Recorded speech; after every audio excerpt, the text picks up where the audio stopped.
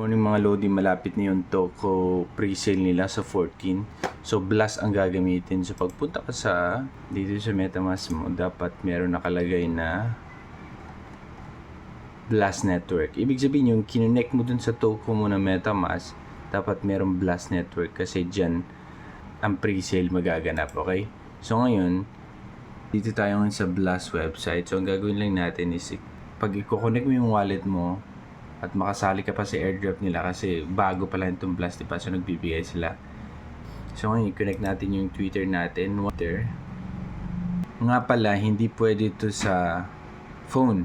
Dapat ang gamit mo lang is desktop mga Lodi. Desktop mo yung sa phone mo siguro ganun. Desktop view para ma-detect na desktop lang. Okay? So connected na tayo Discord ulit.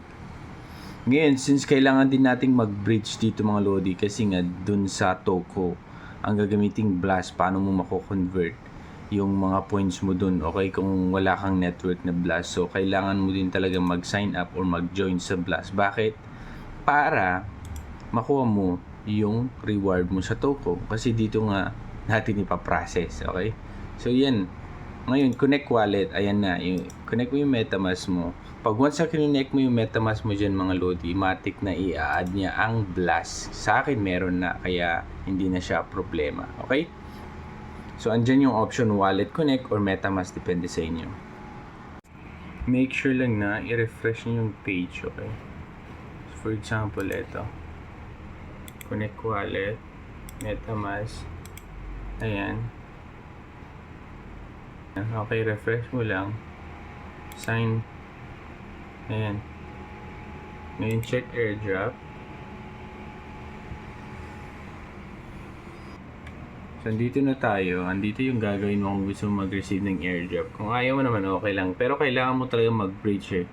So, Ethereum papunta dito sa Blast para magamit mo din dun sa Toko. Okay? So, ganun lang mga Lodi. Gawin mo lang mga to. So, andito yung mga tasks. Airdrop.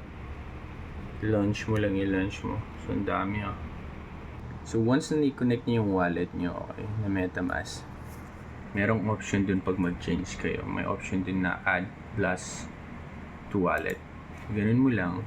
Siyempre, na-add na sa akin. Ayan o. Na-add na siya. So, ang gagawin ko, magde-deposit ako ng Ethereum dito mismo. Dito sa okay.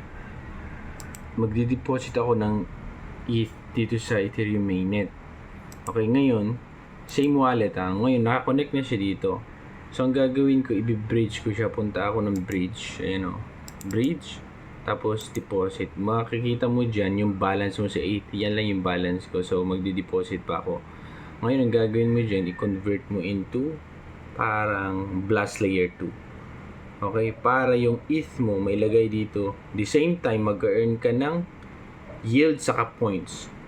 You will receive 0.0 ETH plus yields plus points. So, habang nakatambak yung ETH mo dito sa Blast, may yield, may points at may dagdag na ETH. Ganun lang. Okay?